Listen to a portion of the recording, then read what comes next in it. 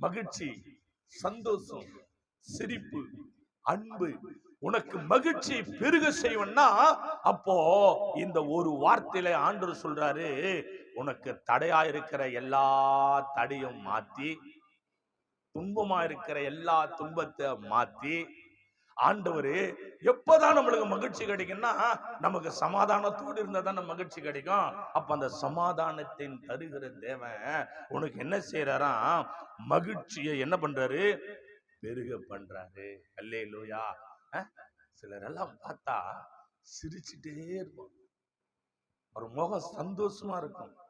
சில ஊழியங்களுக்கு போகும்போது சில ஊழியக்கார பார்த்தா மகிழ்ச்சியா இருப்பாங்க. சில விசுவாசிகளை பார்த்தா கிருபையா இருக்கும், முகம் பிளஸிங்கா இருக்கும். அப்படி கிருபையா இருக்கும், அவர் சொல்ல வார்த்தையே கிருபையா இருக்கும். அதுபோல அந்த மகிழ்ச்சியை அடையாது இருக்கிற